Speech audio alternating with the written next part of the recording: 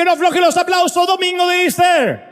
Colombia, Honduras, República Dominicana, México, El Salvador, Ecuador, Nicaragua, Venezuela, Puerto Rico, Costa Rica, República Dominicana. ¿Qué pasó? Ahí está Perú, Chile, Bolivia, Venezuela. Que no aflojen los aplausos. El rey está en la casa, gente. Transmitiendo para Asia, para África, para América, para Oceanía, para Europa. Que Dios te bendiga. Si dejaste plata debiendo, te están mirando.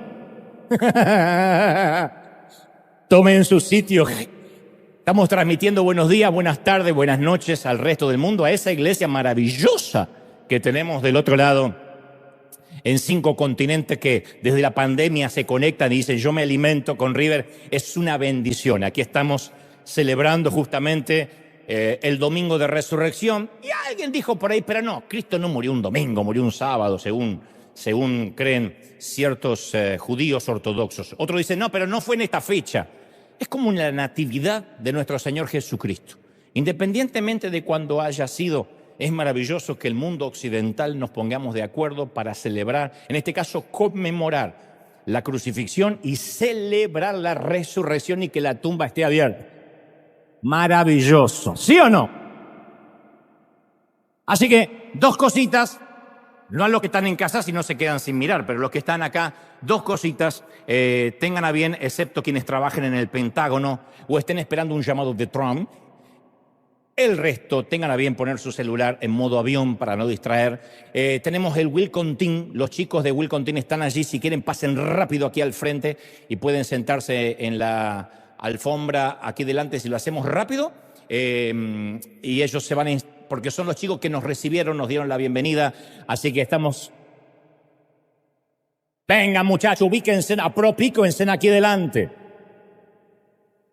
Ese aplauso para ustedes, muchachos, los amamos, los queremos. Están desde las 5 o 6 de la mañana dándonos la bienvenida. No puedo decir tomen asiento, tomen alfombra. Tomen carpeta, tomen suelo. Así que vamos, que no aflojen para que ellos sigan pasando y para que... Nunca les agradecemos lo que hacen. Los bendecimos, los amamos. Ahora para allá, mirá, para este lado me parece que también... Creo, porque si no, no van a poder entrar todos.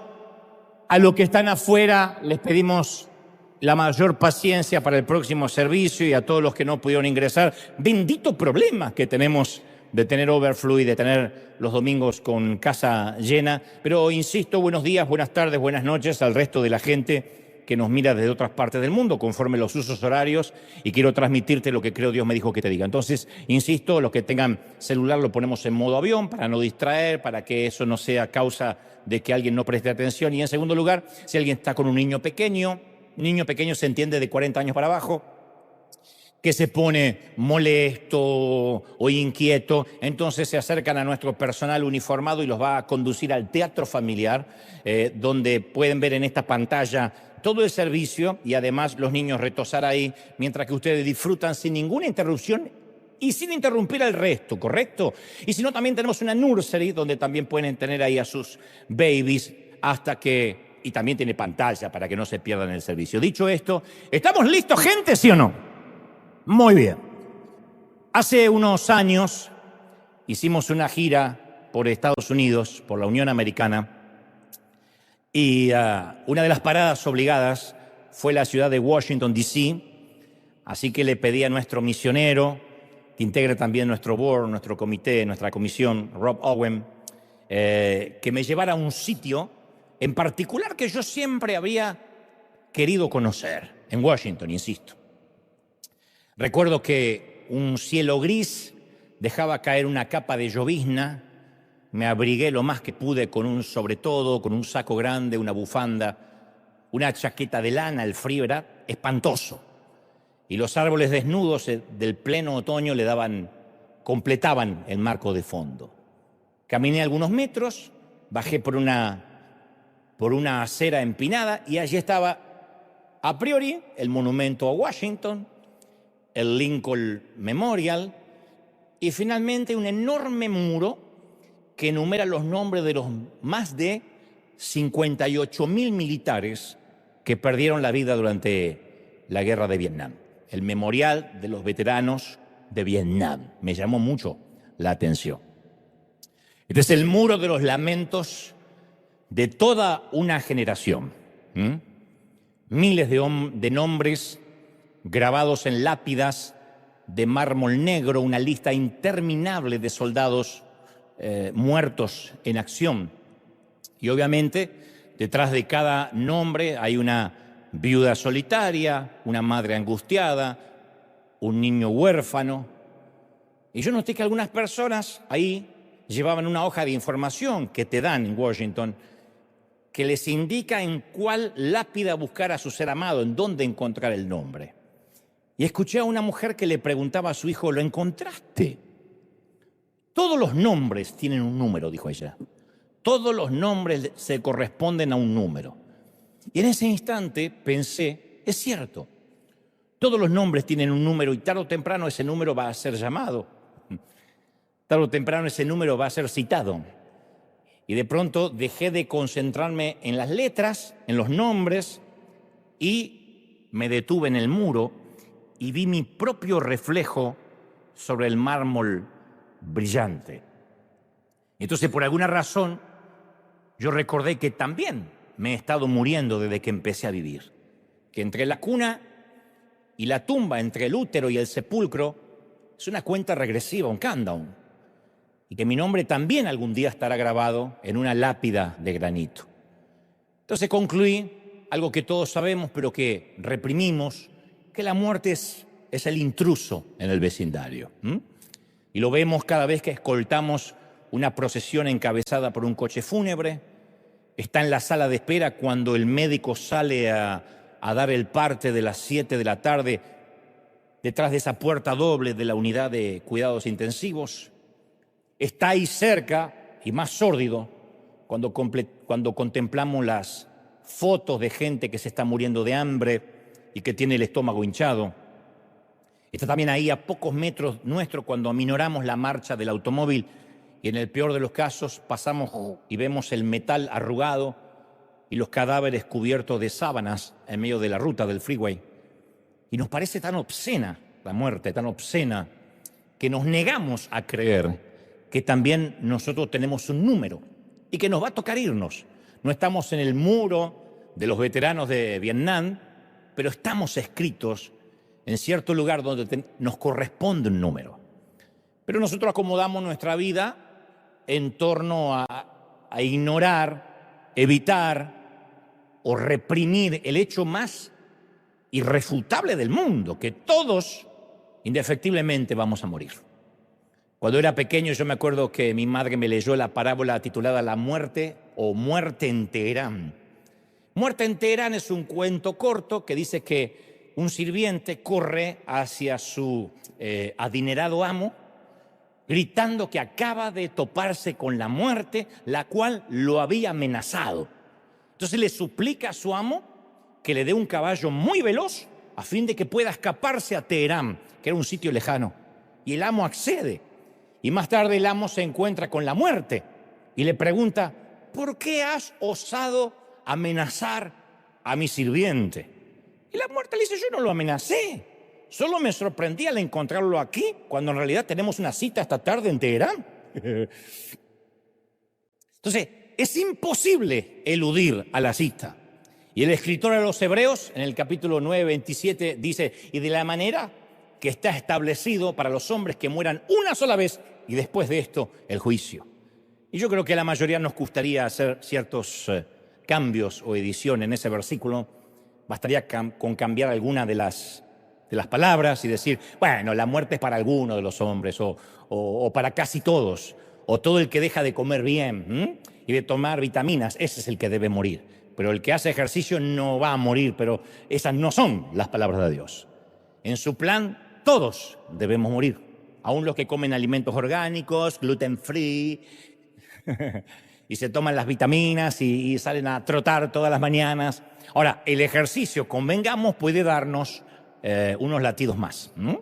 La medicina puede concedernos algunos respiros extra. Una vida libre de suegras puede alargar la salud. Está corroborado. Pero todos tenemos un número. Y eventualmente seremos llamados. Y esta aversión a la muerte data de siglos atrás. Ayer leía que Roma ordenaba que ningún cuerpo fuera enterrado o cremado dentro de la ciudad. Por eso la crucifixión se hizo puertas afuera de la ciudad.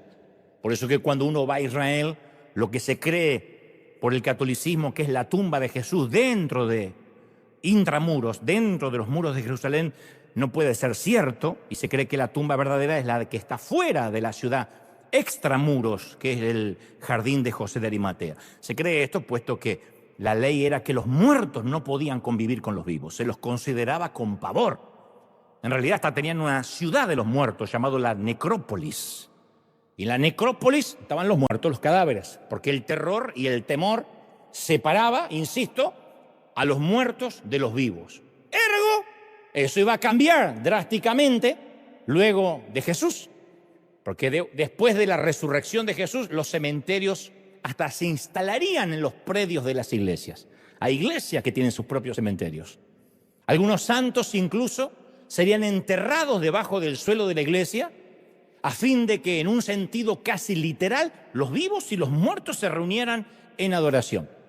Imagínense que debajo de la arena hubiese un cementerio y usted dice, hoy adoré con la abuela. Suena macabro, pero esto es lo que se hacía. Los muertos dejaron de asustar a los vivos y los dos grupos coexistieron en los mismos sitios. Ahora, ¿por qué las personas pasaron tan rápidamente de la antigua repugnancia a esta nueva familiaridad con la muerte? Debido, insisto, a la resurrección de Jesús.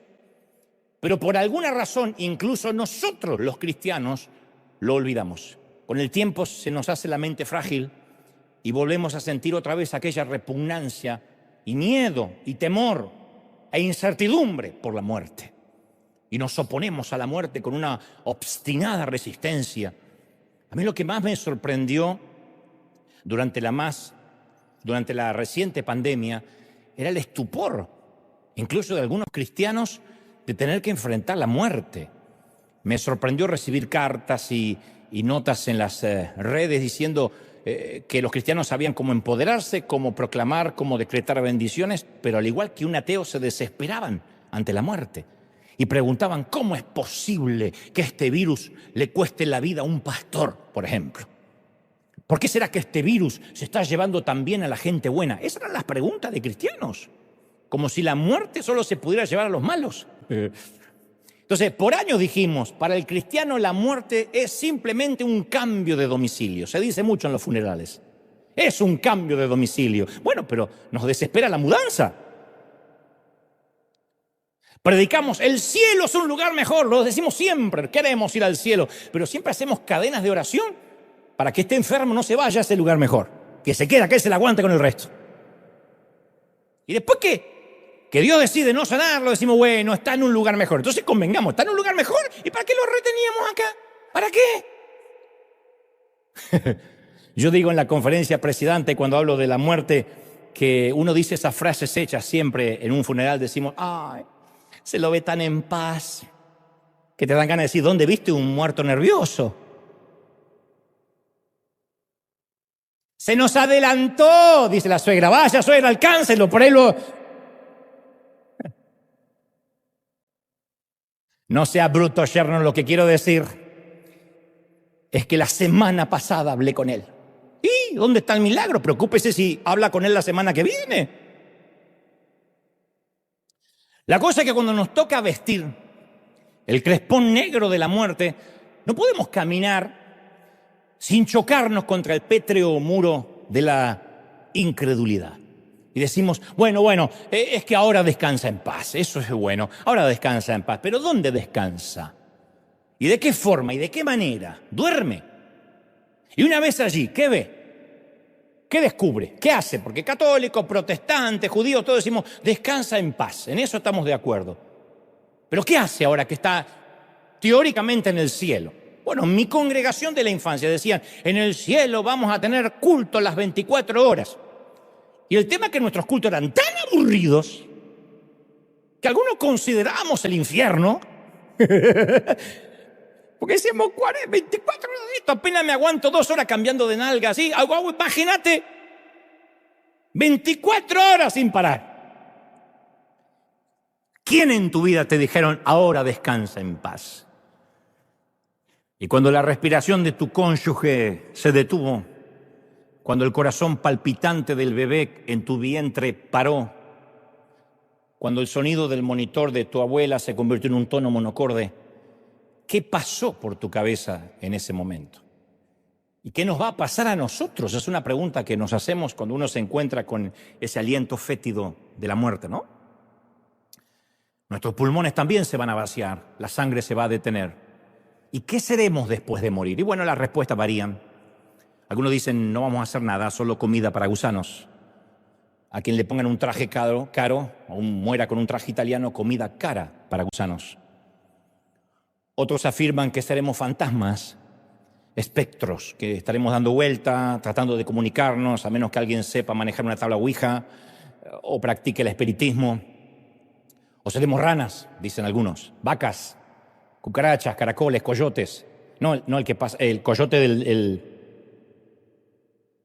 el animalito, ternura, el animalito. O lo que sea en que nos reencarnemos. Conozco a una suegra, no se rían, es verdad,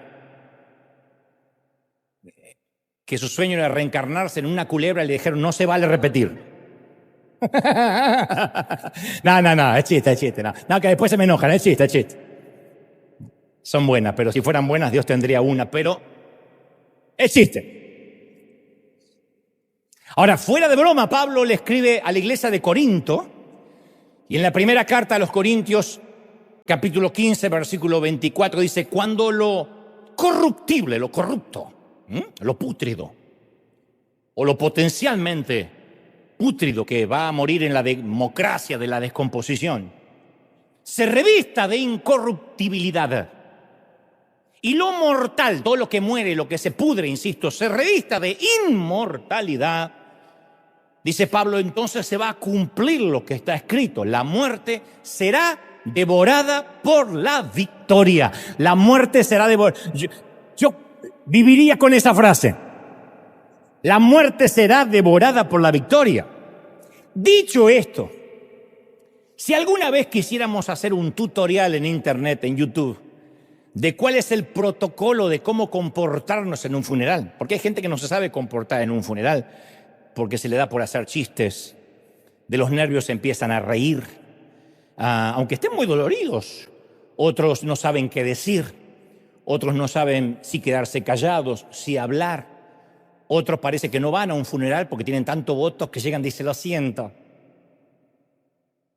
Entonces, si quisiéramos hacer un tutorial de cómo comportarnos en un funeral, deberíamos obviar, ignorar a Jesucristo, porque Jesús era experto en arruinar funerales. Quizás la razón sea porque un guardavidas no puede quedarse sentado en la playa cuando ve que alguien se está ahogando. Actúa por lo que se llama de oficio, por instinto. Hay cosas que uno hace por instinto. Un maestro no puede resistirse a corregir cuando un alumno escribe con horrores de ortografía, porque por instinto, por oficio tiene que actuar. Un policía actúa por oficio, aunque no esté de servicio, si ve un acto delictivo, si es un policía honesto, ¿no? Y Jesús no podía contemplar un funeral y quedarse impasible. Y en los registros de la Galería de los Milagros aparecen 4 resurrecciones en las que estuvo de alguna forma involucrado Jesús, 4, que esconden las 4 un común denominador, un magnífico secreto que te voy a dar por la misma ofrenda que vas a poner después.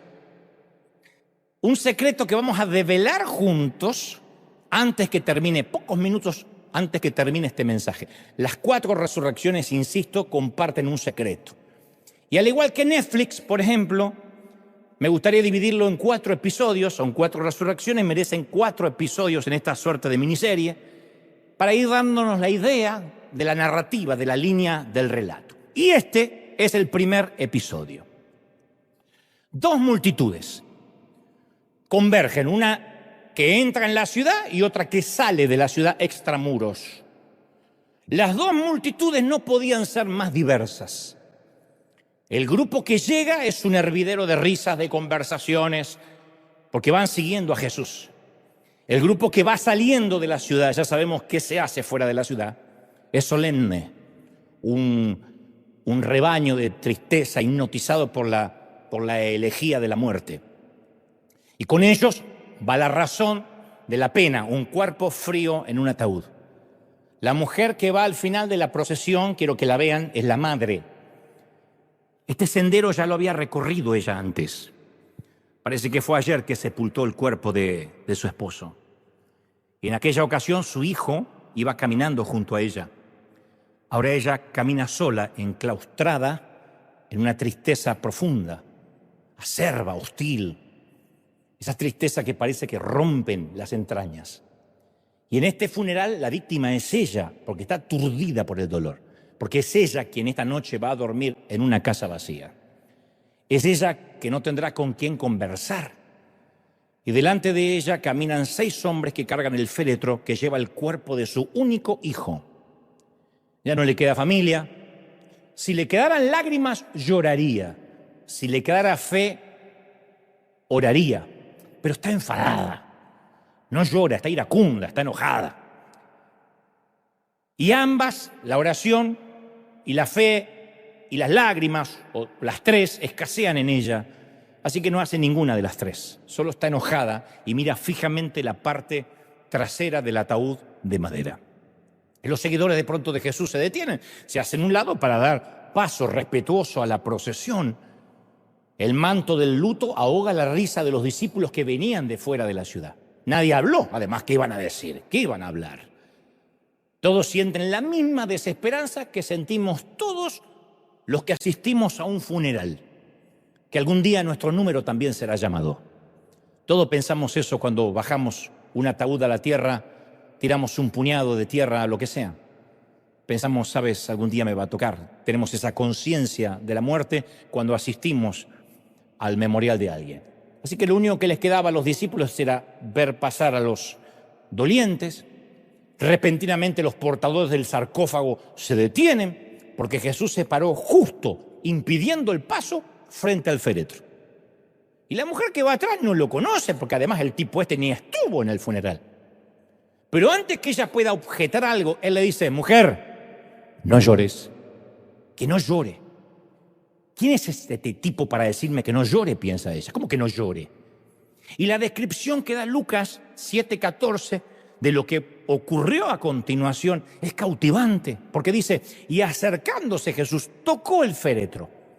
Y los que lo llevaban inmediatamente se detuvieron como un acto reflejo. Y Jesús dice: joven, a ti te digo, levántate. Y entonces se incorporó y el que había muerto comenzó a hablar. Entonces los dedos tiesos del muchacho empezaron a moverse. El escándalo que habrá sido eso. Porque decimos: ay, qué lindo, te quiero ver. Si estás velando a alguien, de repente se sienta el tipo y te pide un café. Sus mejillas grisáceas se sonrojaron. El muerto se sentó, buscó a la mamá y la turba, atónita, estalló en vivas, en aplauso. Todos comenzaron a abrazarse. Mientras Jesús les guiñó un ojo a sus discípulos y les dijo: ¿vieron eso? No hay nada que temer. Este es el segundo episodio. Hasta ahí el primero, cortito. Esta vez es un padre y también un importante líder religioso, un predicador. Y el hombre contempla la fotografía que está colocada sobre la mesita de caoba que está detrás de su escritorio y con los ojos humedecidos echa una mirada a su hijita de 12 años retratada en la foto. Frenillos en los dientes, aparatos, colitas rizadas, pecas. Él había levantado un muro de protección alrededor de su niña, al cabo es su única niña. Tal vez sea por eso que sus últimos días fueron tan difíciles para el caballero, porque ese muro se había derrumbado hace apenas una semana. Resulta que la niña regresó de la escuela con algo de fiebre, irritación, y la mamá la mandó a la cama pensando que era una gripe común, algo de flu. Pero a la mañana siguiente, al ver que toda la noche la fiebre no bajó, la tuvieron que llevar a la sala de emergencias y ya no salió. Y los galenos, los doctores estaban pasmados porque no daban con la patología, no sabían qué era lo que pasaba. Aparentemente se trataba de un virus autoinmune que iba creciendo y que no la dejaba no le permitía bajar la fiebre.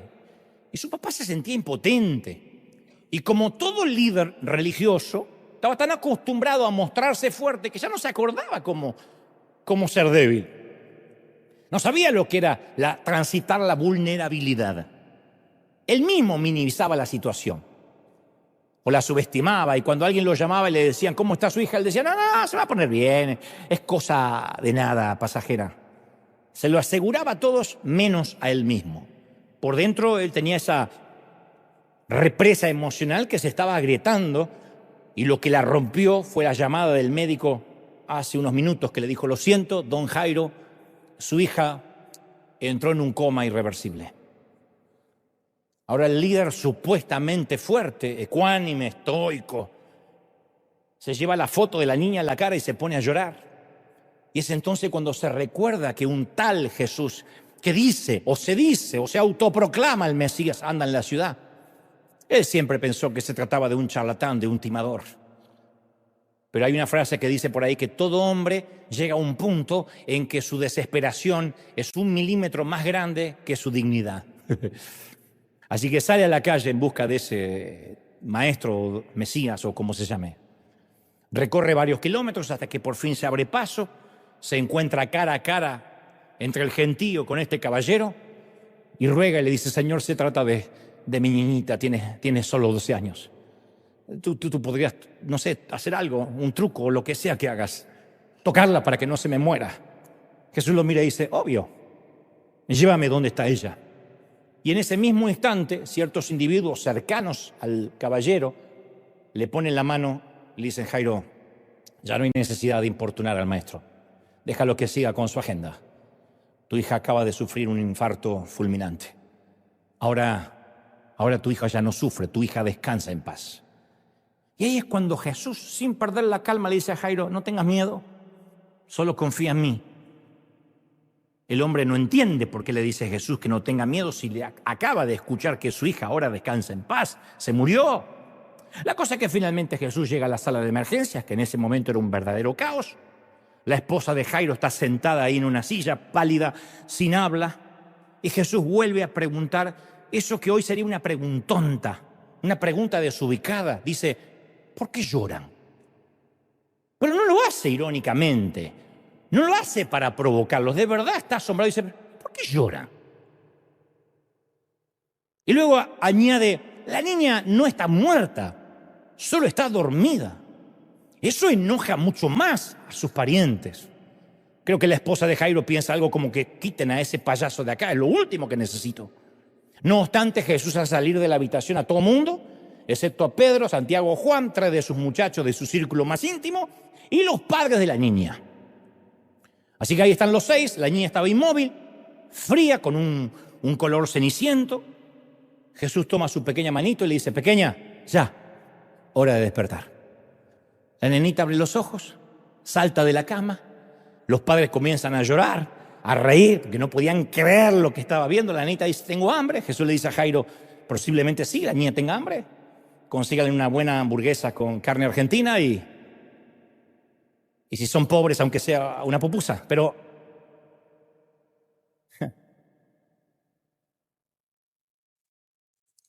luego voltea hacia sus discípulos, les guiña un ojo y les vuelve a decir lo mismo que le dijo cuando resucitó al muchacho hijo de la viuda. ¿Vieron eso? No hay nada que temer. Este es el tercer episodio de la saga. Esta vez vemos a una amiga personal de Jesús, se llama Marta. Ella había esperado que Jesús apareciera para sanar a Lázaro, su hermano, y además amigo de Jesús. Luego había tenido esperanza de que apareciera a tiempo, al menos para enterrar a Lázaro, para presentar respetos, ni lo uno ni lo otro. Para cuando llegó Jesús a Betania, Lázaro llevaba 4 días muerto. Y Marta se preguntaba qué clase de amigo era Jesús. Y cuando finalmente Jesús llega, ella lo confronta y le dice esas palabras: Señor, si hubieses estado aquí, mi hermano, tu amigo, no habría muerto. El reclamo de la dama era cierto. Jesús nunca apareció, ni para ayudar, ni para sanar, ni para enterrar, y que conste que estaba notificado. Y ahora, 4 días después, por fin llega muy fresco, El funeral terminó, el sepulcro está sellado. Y las palabras de Marta tienen eco hasta el día de hoy. Todos hemos dicho algo similar. Cuando nos dicen descansa en paz, ya no sufre. Dios, si hubiera sobrado mi esposo, habría sobrevivido. Yo no andaría deambulando sola por la casa. Si habrías intervenido, ese bebé estaría con vida. Si habrías oído mi súplica, mis brazos hoy no estarían vacíos. Lo cierto es que cuando nos encontramos con la muerte, nuestra definición de Dios es desafiada y nuestra fe es puesta a prueba. Entonces solemos creer que la muerte como que ya no es jurisdicción de Dios. Como que Dios puede hacer todo hasta la muerte. Después ya, y bueno, resignación, ya Dios no pudo hacer nada. Como cuando salen los médicos y dicen, lo siento, lo perdimos. Decimos, bueno, es que Dios puede hacerle milagros mientras respire. Después ya no es jurisdicción de Dios. Y ahí es cuando Jesús llora, pero de frustración. No llora por el muerto, llora por los vivos. No llora por el que está detrás de la piedra, que sabe lo que va a hacer ahora, sino por aquellos que viven, pero están muertos. Llora por aquellos que, aunque libres, están presos y encarcelados por un ridículo temor a la muerte. Entonces, ¿qué tiene que hacer él para convencerlos? ¿No le había demostrado ya a todos con el hijo de la viuda de Naín que se toparon de casualidad? Ni siquiera la mujer pidió ayuda y lo hizo resucitar. ¿No había sido suficiente prueba la hija de Jairo, que ya estaba muerta y le dijo, levántate, hora de despertarse? Y por favor entendamos esto, Jesús no estaba haciéndole un favor a los muertos que resucitaba. Eso de que alguien llega al cielo y pide una segunda oportunidad para volver ocurre en Hollywood. Eso de que el cielo puede esperar es simplemente un invento de las películas. Nadie que llega allá quiere volver, nadie. Alguien dijo, ay, ¿en serio? Sí, no quieres volver. Y menos con todo lo que quedaste debiendo, no quieres volver. Ahora, Jesús los traía de regreso solo para demostrarle a los vivos que la muerte había sido empezado a ser devorada por la victoria. ¿Alguien lo cree, sí o no? Ahora, bueno, estamos en el tercer episodio. Conducen a Jesús hasta la tumba de Lázaro, donde había sido enterrado su amigo, en una cueva, una piedra colocada sobre la entrada, como se estilaba. Sobre la piedra ya se había tejido una telaraña del fin. Y la orden fue suave de Jesús, pero firme, dijo, quiten la piedra. En otras palabras, o en palabras más sencillas, quiten la piedra para que puedan ver a Dios. Las piedras nunca fueron obstáculos para Dios. No lo fueron en Betania hace 2025 años y no lo fueron tampoco en Europa hace 100. Estaba leyendo que en Europa hace 100 años, hace un siglo, había una condesa, la condesa de Hannover, una alemana famosa por su ateísmo y su convicción de que nadie puede hallar vida en un sepulcro. Ella tenía grandes debates públicos con cristianos. Entonces, antes de morir, esta condesa dejó instrucciones específicas que su tumba fuera sellada con una plancha de granito. Pidió que alrededor de su tumba se colocaran bloques de piedra y que las esquinas de los bloques fueran aseguradas con pesadas prensas de hierro. O sea, la tipa no quería salir más. Y sobre la plancha de granito se grabó esta inscripción que ella mismo se ocupó de asegurarse que le colocaran. Esta sepultura jamás y nunca deberá abrirse. Está comprada para toda la eternidad. Una forma petulante también de decirse a sí misma, yo compro mi tumba y aquí no me saca nadie. Ella aseguraba que su tumba iba a servir de mofa o de burla en contra de la creencia cristiana de la resurrección. Pero no contó la señora con los planes de un pequeño nogal, un árbol, cuyas raíces estaban cerca de la tumba, se fueron abriendo paso por debajo y empezaron a salir por entre las placas de piedra. Con los años el nogal se abrió camino a la fuerza hasta que hizo saltar las prensas de hierro y se levantó de cuajo la tapa de granito. A piñas, un pequeño árbol, un nogal, le cerró la jeta al presumbroso epitafio de la condesa alemana. Y Jesús hizo lo mismo, está por hacer lo mismo con la piedra de Lázaro. Dice, corran la piedra. Y luego dice, Lázaro, hora de despertar. 4 días durmiendo, como le dices a tu hijo adolescente. 4 días durmiendo. Y en la profundidad de la tumba, el amigo se movió. Un corazón inmóvil empieza a latir, sus ojos vendados se abrieron de golpe, y cuando el hombre hecho momia se sentó, Jesús les vuelve a guiñarle el ojo a los discípulos por tercera vez y dice: ¿vieron eso?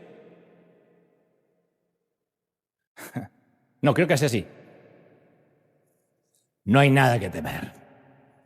Y finalmente este es el cuarto episodio, el final. Esta vez la protagonista se llama María Magdalena. Y antes de conocer a Jesús tenía 7 demonios. Era prisionera al menos de 7 enfermedades. No sé qué incluían, si depresión, bipolaridad, quién sabe qué cosa. Pero un día Jesús entró en su mundo. Así que él solo dio la orden y los demonios huyeron, 7. Y ahora ella, que lo había seguido durante todo su ministerio, gran parte de él, ahora ella fue testigo presencial de la crucifixión. El viernes, María Magdalena vio a Jesús morir. Y cuando llega el domingo, un día como hoy, relata Juan capítulo 20, versículo 1, que muy de mañana, cuando todavía estaba oscuro, María Magdalena fue al sepulcro.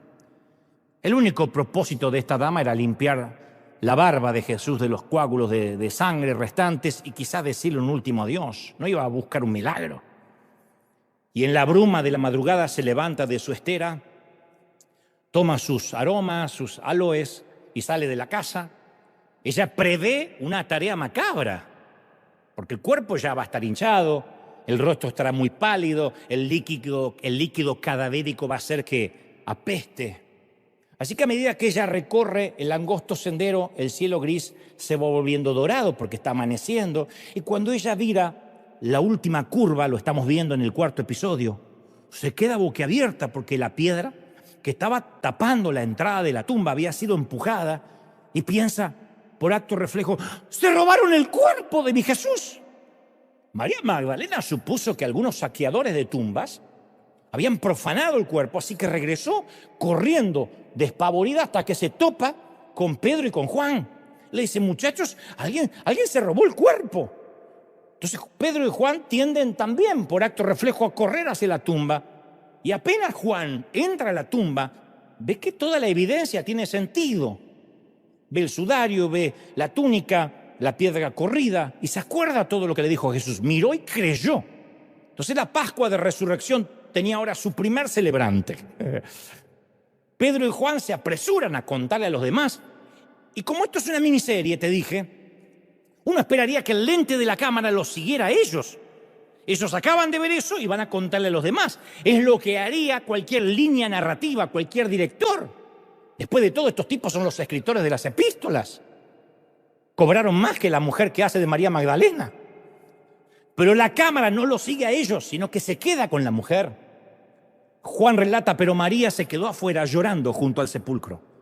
No nos dice qué pasó con los otros o qué pasó en el camino que fueron hablando. Y mientras que esta dama estaba allí y lloraba, se inclinó para mirar dentro del sepulcro y vio a 2 ángeles. Y pensó que eran 2 tipos cualquiera. Claro, recién estaba amaneciendo, las lágrimas no le dejaban ver con claridad. Y estos 2 estaban sentados, uno a la cabecera y el otro a los pies, donde había estado el cuerpo de Jesús. Y uno de estos, que se ve que aprendió del maestro, le dice: ¿y por qué lloras?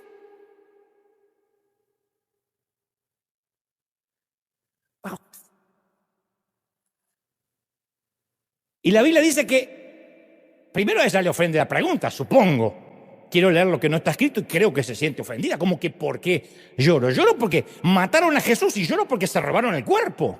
Pero dice que luego vio a Jesús que estaba allí, pero no supo que era Jesús.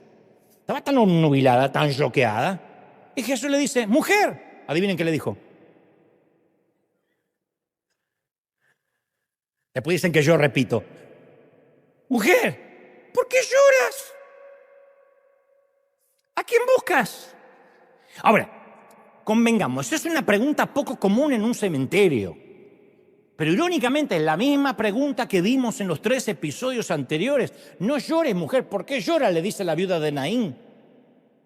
Le dice lo mismo a Marta: ¿por qué lloras? Le dice lo mismo a la mamá de la niña esposa de Jairo: no llores, mujer, la niña duerme, no está muerta, duerme. ¿Por qué lloras ante la simple muerte? Yo sé que suena a pregunta desconsiderada. No se la permitiríamos a ningún pastor, cura o rabino que entrara a un velorio y dijera, ¿por qué lloran? Aunque claro, nuestro fundador, el pastor Juan Carlos Ortiz, lo solía hacer. Él también era un arruinador de funerales. No me consta que resucitara a los muertos, pero siempre entraba y decía, ¡pero qué lindo que se murió! Y venía la viuda, ¡ay, pastor, qué alegría que ya se fue! Primero, dice Ortiz, primero porque ya está con el Señor y es lo que vivimos predicando. Y segundo, que no se lo decía, ya no la tiene que aguantar a la vieja esta. ¡Pero qué lindo!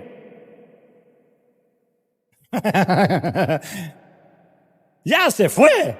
Siempre, pero yo lo he visto. Juan Carlos siempre decía eso. Pero qué lindo, vamos a celebrar, gente, porque lloran. Yo sé que suena pregunta desconsiderada, a menos que quien la hace sepa algo que el otro, el doliente, no sabe. Y ella dice la palabra que pensando que era el hortelano, el jardinero, dijo, Señor, si tú te lo llevaste al cuerpo, dime dónde lo pusiste. Ella no reconoció a su Señor. Entonces Jesús hace algo al respecto, que es lo que suele hacer, su modus operandi cuando alguien no lo reconoce. No se enoja, no le dice, ¿cómo no me conoces? Sino que la llama por su nombre, le dice María.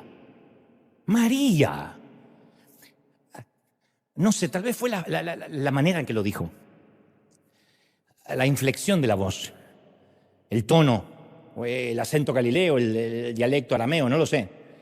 Yo podía sentir cuando niño, cuando mamá me llamaba por encima de las otras voces por su tono. Si decía, Dante, posiblemente había postres. Si decía, Dante, ya llevaba una hora de atraso para la comida. Si decía, Dante Miguel, ese día no volvía. Pero cuando ella lo escuchó decir su nombre, María, lo reconoció y volviéndose le dijo, ¡ay, María! Ahora, lo que me sorprende es que entre todas las personas con las que pudo haber hablado Jesús por primera vez, habló con ella. A ver, convengamos, Jesús arrancó las puertas del infierno de sus bisagras. Acababa de dividir el mundo entero entre antes de Cristo y después de Cristo. El calendario se dividiría para siempre. Era el incuestionable y magnífico Rey del universo. 10.000 ángeles estaban listos para servirle. ¿Y cuál fue su primer acto? ¿A quién se dirigió? Si esto no tuviera respaldo bíblico, alguien pensaría que es la licencia de un director para hacer una miniserie en Netflix. ¿A quién se dirigió? A María, la mujer que alguna vez tuvo 7 demonios. Que no es lo mismo que 7 maridos, esa es otra, 7 demonios.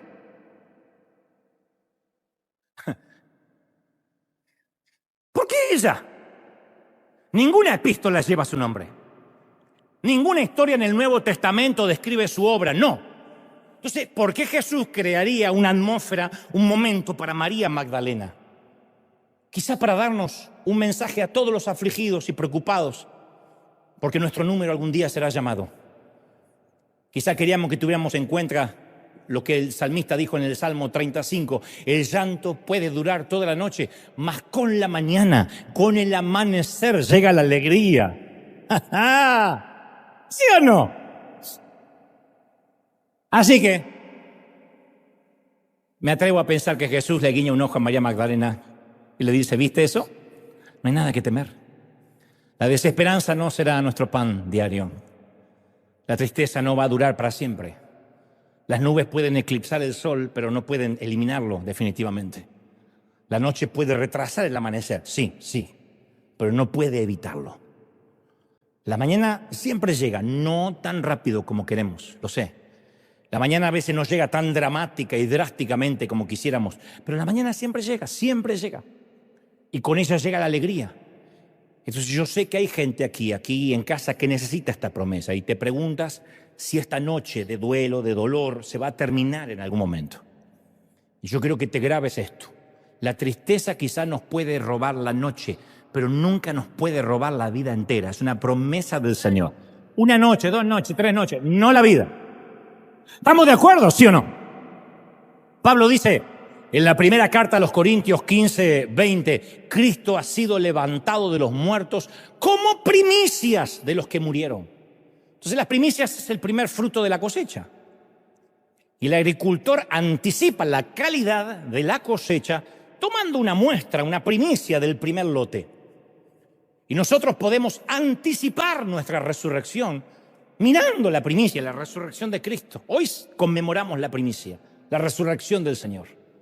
Entonces, ¿qué va a pasar cuando muramos? Bueno, las Escrituras nos regalan algunas garantías fascinantes, como este es un libro de jurisprudencia, de leyes que se cumplen. A mí me fascina recordarlas. Juan 5:25 afirma: los muertos oirán la voz del Hijo de Dios. Dios no se reserva ese derecho, le deja al Hijo, que aparentemente se dedica a arruinar funerales, a que lo siga arruinando. Le dice: los muertos escucharán la voz del Hijo de Dios, y todos los que están en los sepulcros oirán su voz y saldrán de allí. Y hasta el día de hoy, cada vez que visito un cementerio, yo siempre me imagino ese momento. De hecho, por eso soy malo para ir a los funerales, porque mientras que todos están sufriendo, yo digo... me fascina imaginarme. Porque la mayoría de los cementerios son lápidas que apenas pueden leerse. Y en algunos lugares hace siglos que no mueven la tierra. Y como ese hay millones de cementerios en todo el planeta. No obstante, el mismo Jesús que estremeció la tumba de José de Arimatea va a estremecer la tierra de cada cementerio. La hierba va a ser empujada desde adentro, dice la Biblia.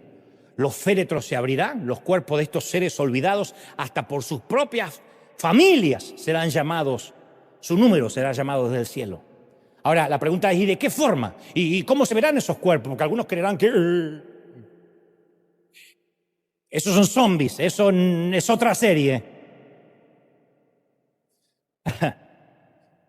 Claro, porque la mayoría de esos cuerpos son huesos, en el peor de los casos ceniza, polvo, nada. Algunos murieron asolados por una enfermedad, por deformidades. Otros fueron acribillados a balazos, destruidos por el fuego. Y aquí la respuesta de Pablo en la primera carta a los Corintios 15:42. Él dice cómo van a resucitar. Dice: cuando morimos, nuestros cuerpos terrenales son plantados en la tierra. Son plantados, nota que no dice enterrados, son plantados como una semilla. Pero serán resucitados para que vivan para siempre. Nuestros cuerpos son enterrados en deshonra. A mí me sorprende eso, porque algunos en los funerales ponen un ataúd de lujo y visten a la abuela como en su vida la vistieron. Yo he estado en funerales de abuelas que dicen: ay, queremos darle un cajoncito lindo, y la pobre tenía de mesa de luz un cajón de manzana mientras vivía. Pero la culpa hace que la mandemos al otro barrio como si fuera al palacio de Buckingham. Y nosotros decimos: la enterramos, lo enterramos con honra. Y Pablo dice: aquí se entierra a la gente con deshonra, pero serán resucitados en gloria. Son enterrados en debilidad, serán resucitados con fuerza. Son enterrados como cuerpos humanos naturales, pero serán resucitados como cuerpos espirituales. ¿Y todo por qué? Porque la muerte ha sido devorada por la victoria. La muerte ya no tiene poder. La muerte ha sido devorada por la victoria. ¿Sí o no? Ahora, yo no estoy subestimando lo que siente. Sin duda la muerte trae tristeza. Pero lo que no tiene que traer es desesperación. La tumba no pudo contener a Cristo, y como Cristo está en nosotros, tampoco nosotros quedaremos contenidos en una tumba. Esa es la promesa de Dios. Dios va a reclamar su creación. A Dios le encanta rehacer y restaurar. Él anunció: yo hago nuevas todas las cosas.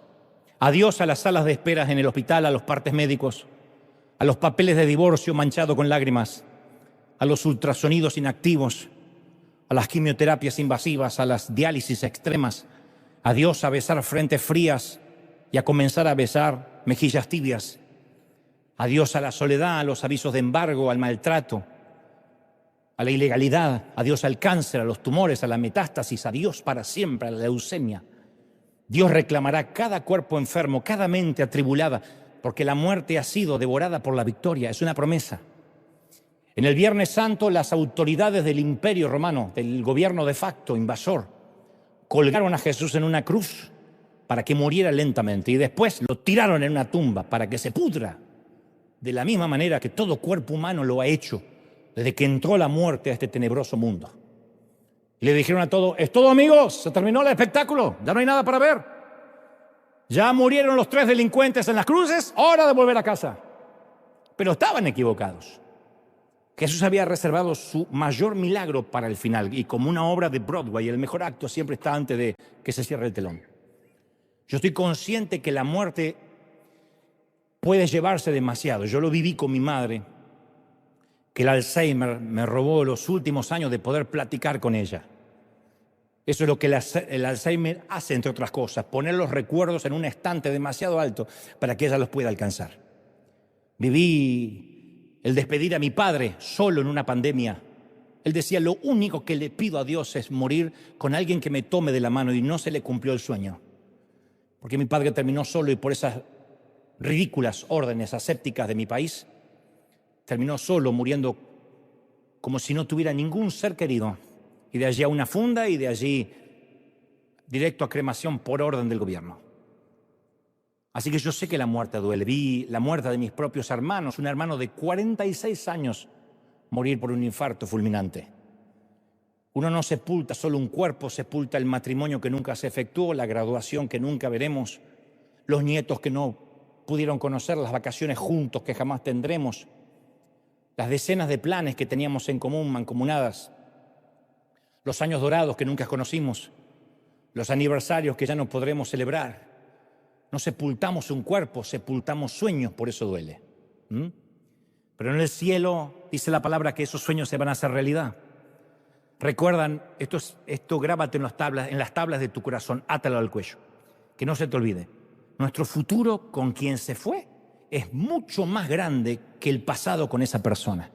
El futuro que vas a tener es infinitamente. Dios prometió la restauración de las cosas, ¿sí o no? De todas las cosas, y las va a restaurar. Y finalmente lo prometido, el gran secreto que ocultaban estas cuatro resurrecciones, en las que estuvo obviamente involucrado Jesús. Y para eso necesito contarte otra breve historia. Cuentan que cierto misionero en Brasil descubrió una tribu de indígenas en un lugar muy remoto en la jungla, y vivían cerca de un gran río azul. La tribu era amistosa, por cierto. No obstante, necesitaban atención médica. Una enfermedad contagiosa había invadido la tribu, había hecho estragos en la población, y todos los días se moría alguien. Y en otro lugar de la selva había un sanatorio, y el misionero determinó que la única esperanza es que esta tribu acudieran al hospital para recibir tratamiento y vacunas. Pero para llegar al hospital los indígenas tenían que cruzar el río Azul, aventura que no estaban dispuestos a realizar. Tenían la falsa creencia que el temido río Azul estaba habitado por espíritus malignos. Ese era el sistema de creencias. Y todo lo filtraban por ese miedo. Entonces meterse al agua significaba para ellos una muerte segura. De manera que el misionero emprendió la difícil tarea de eliminar la superstición de la tribu, y les explicó que él en persona había cruzado el río y no había sufrido daño alguno. No tuvo maldición, pero no tuvo suerte. Entonces llevó a la gente a la ribera y metió su propia mano en el agua y dice, ven. Y la gente aún así no le creía. Entonces se mete al río y se salpica el rostro. La gente miraba con atención, pero seguían vacilantes. Entonces, por último, el misionero se sumerge y desaparece. Nada bajo la superficie hasta que vuelve a salir del otro lado. Y habiendo demostrado que el poder del río era una farsa, el misionero levanta la mano en señal de triunfo. Le dice, ven, no hay nada que temer. Había entrado al agua y había salido ileso del otro sitio, del otro lado, de la otra orilla. Entonces los indígenas comenzaron a celebrar y todos se metieron al agua porque le habían perdido el pavor. Jesús veía a la gente esclavizada por el temor a la muerte y por ese poder barato, la superstición ridícula de que no voy a volver a ver más a quien se murió. Y explicó decenas de veces que el río de la muerte no es algo para temer, que la vida es una placenta, que nadamos en la oscuridad y vemos aquel huequito por el que tenemos que salir y decimos, es que ningún bebé que salió volvió, así que quédate en la placenta oscura. Él dice, no hay nada que temer del otro lado. La gente no quiso creerle. Entonces tocó a un muchacho en un féretro, al único hijo de la viuda, y lo llamó de nuevo a la vida. Sus seguidores seguían sin convencerse. Entonces hizo algo más drástico, le infundió vida al cuerpo muerto de una niñita de 12 años y la trajo a la vida con un simple susurro: niña, ya, hora de levantarse. Pero el gentío seguía incrédulo. Quizás pensaron que en realidad la niña no estaba tan muerta. Entonces hizo algo más drástico. Para que no quedaran dudas, dejó que un muerto pasara 4 días, su mejor amigo, en la tumba, y luego le ordena que salga. ¿Era suficiente? No, parece que no. Porque fue necesario que él mismo entrara al río, se sumergiera en el río de la muerte, en las aguas de la muerte, para que la gente creyera que la muerte había sido vencida, que no había que temerle. Y después que lo hizo, después que salió del otro lado del río de la muerte, dijo: ahora sí es hora de celebrar. No lo creyeron hasta que él mismo salió vivo del otro lado. Ahí se convencieron de que Dios tiene las llaves de la vida y de la muerte, que ningún demonio puede decidir cuándo nos vamos. El Dios que expone el truco, el engaño del timador llamado muerte. El Dios que nos gustaría que esté presente en nuestro funeral y que de hecho lo está. Salmo 116:15 dice: estimada es a los ojos del Señor la muerte de sus santos. En el cielo no se llora cuando alguien muere, en el cielo se celebra uno más que viene a casa. Como lo dice Pablo, no tenemos que entristecernos como los que no tienen esperanza. Los ángeles nos van a escoltar a casa. El día que se cierre el telón de esta vida y nos hayamos comido una buena porción de la vida y nos toque estoicamente irnos, los mensajeros de Dios nos llevarán en el último viaje de la vida. Dios tiene de hecho un ángel asignado para llevarnos a cada uno a casa. Y en vista de esta certidumbre, ¿por qué tenerle miedo? Él lo hará otra vez, podemos estar seguros. La misma voz que despertó a un muchacho en las cercanías de Naín, que movilizó a la hija inmóvil de Jairo, que despertó el cadáver de Lázaro, la misma voz hoy habla de nuevo. Y hoy, 2000 años después, nos guiña un ojo y dice: ¿viste eso? No hay nada que temer. Es solo un río azul.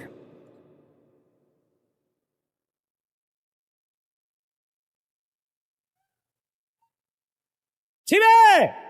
Vamos, dale un aplauso grande al Señor de señores. Vamos, que ese aplauso sea gigantesco. Vamos a celebrar. Vamos a celebrar al Rey. ¡Aleluya! ¡Santo!